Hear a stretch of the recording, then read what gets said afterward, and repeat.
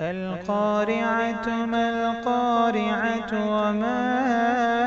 أدراك ما القارعة يوم يكون الناس كالفراش المبثوث وتكون الجبال كالعهن المنفوش فأما من ثقلت موازينه فهو في عيشة راضية